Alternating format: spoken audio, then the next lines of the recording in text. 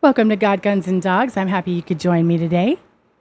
Some nations imagine themselves as stone, solid, immovable, carved by time and sacrifice. Yet in truth, a country is less like a stone and more like a shoreline. It looks fixed from a distance, yet every tide reshapes it grain by grain. The forces that shape it are not always visible. Some arrive loudly like storms, and others slipping quietly like currents beneath the surface. We're talking about the Islamic jihadist takeover of America, or so they think. And that's what we're going to be talking about today, because it's starting with our children.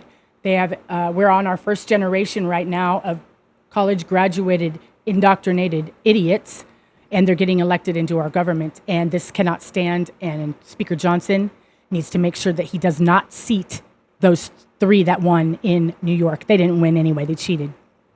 I'm going to explain how this indoctrination works with your kids and what their plan is for them.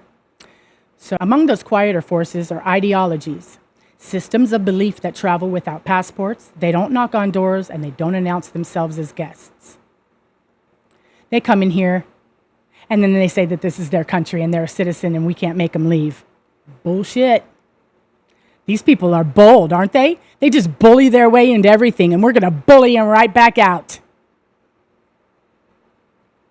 They arrive as ideas, as language, and as an empty promise. They embed themselves not in the soil first, but in the children's minds of their guest. When people speak about external pressure on a nation, they often imagine invasion, boots on the ground, flags, borders crossed. But the more enduring transformations rarely begin that way. They begin in the classroom. They begin in conversations. They begin in the stories a society tells its children about who they are and what kind of future they deserve. If you want to understand how a nation changes from within, you don't start with its leaders. You start with its youngest citizens. They've been doing research on this for years. They know exactly what they are doing. We better catch up and put a block to it. Because these children are not just the future of our country.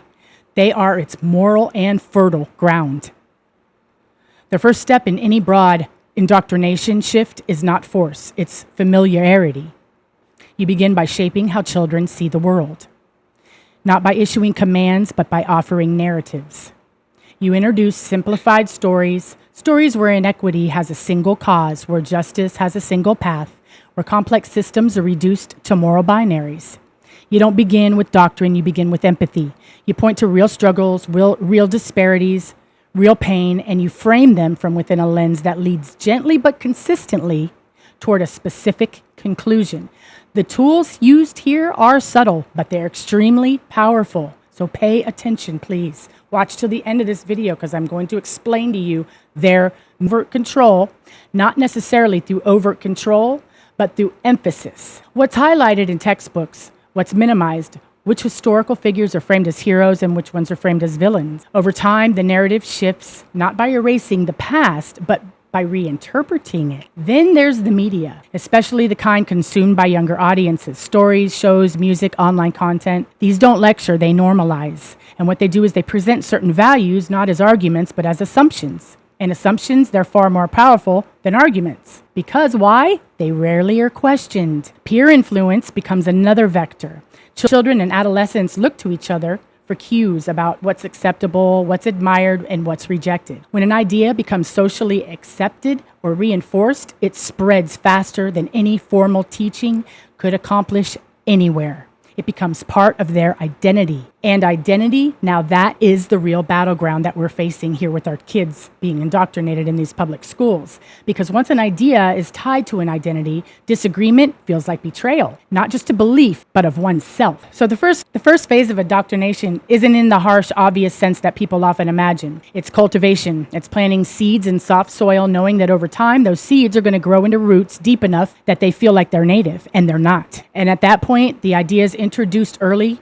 They begin to seek structure. Belief looks for expression, and that expression often takes the form of institutional influence. In comes the universities. People carry their worldview into the universities, workplaces, civic organizations, and eventually into government itself. They don't see themselves as reshaping the system. They see themselves as correcting it because they've been indoctrinated. to think that way. They're teaching them what to think, not how to think. From their perspective, they're aligning the country with what it should have been all along. This is where the language begins to shift in more noticeable ways. Words like fairness, equality, justice, these remain, but their meanings subtly evolve. Policies are framed not just as options, but as moral necessities. Opposition is no longer just disagreement. It becomes obstruction or even harm. Remember, we're trying to say, oh, your language are violence, words are violence. No. That's not how it works. Now, at this stage, the Constitution, once seen as a fixed framework, may begin to feel to some like an obstacle. Not because it's inherently flawed or anything like that, it's because it limits the speed or the scope of change. And so the conversation begins to shift towards reinterpretation of our Constitution. Not destruction outright yet. That's rarely how it presents itself at first. Instead, it's described as modernization, adaptation, progress. Progressives, right? No, it's communism. And it's oppression. And it's death. And it's starvation, and it's having nothing, except they will. They'll take everything we have by force and use it for themselves and make sure we suffer. They hate our guts. They're not fucking American. What the hell? Instead, it's described as modernization, adaptation, like I said, in progress. And this is where the tension usually emerges, particularly for indigenous, like us, or deeply rooted cultural groups within a nation, like our legal immigrants. Because these groups tend to see the country not as a set of systems to be optimized, but as a legacy to be preserved. And that is exactly right. We want to preserve our Constitution, Bill of Rights, and way of life, and Declaration of Independence. So when rapid ideological change occurs, it can feel to them like erosion. Their identity is often intertwined with their identity. Our identity is intertwined with continuity, tradition, and the idea that certain foundations should remain stable across the generations. Not immediate collapse, but a gradual wearing away of familiar ground is what they do. Customs that once felt central begin to feel peripheral. They're canceling in New York 4th of July. This is one change. They're taking away our traditions, and that's one step to do it. Just what he's doing. Canceling the 4th of freaking July. I'm not going to cry. Values that once felt assumed now feel debated. It's like watching a landscape you grew up in slowly transform itself, not through sudden destruction, but through steady, persistent change. A forest becomes a field becomes a city, and even if the new landscape has its own logic, its own benefits, there's still a sense of loss. Then the third phase starts. This is consolidation. By this point, the ideology is no longer new. It's embedded in their hearts and minds. It has language, institutions, and generational support. And because it grew gradually through education and identity, it doesn't feel external anymore. It feels like the natural direction of the country. Perhaps the most profound aspect of the ideological change, once it takes hold, is rarely seen itself as change at all. It sees itself as truth. And anyone who resists it is not seen as defending the country, but as holding it back. Now, none of this is unique to any one ideology. It's unique to Islam, scumbag communists.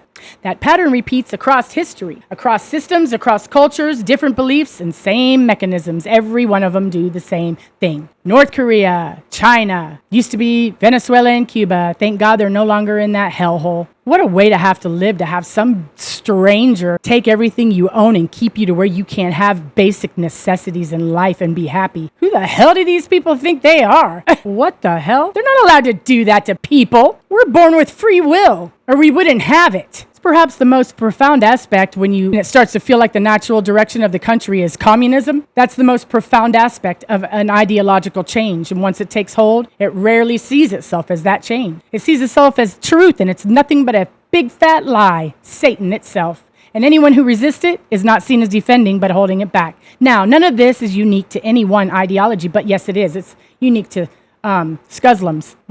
Now, they use the same mechanisms, which raises an important point. The real vulnerability of any nation is not simply external pressure. It's internal unawareness. They're not teaching anything to these kids in school that is truthful. They're not teaching them the wonderful history of our country, how strong and tough and smart we are, all the wonderful things we've built and created, and the wonderful way of life that we have given, that we've been given by our ancestors. And it's to be preserved and passed down. Unawareness. A country that understands how ideas spread, how narratives shape identity, and how institutions evolve, how language reframes reality.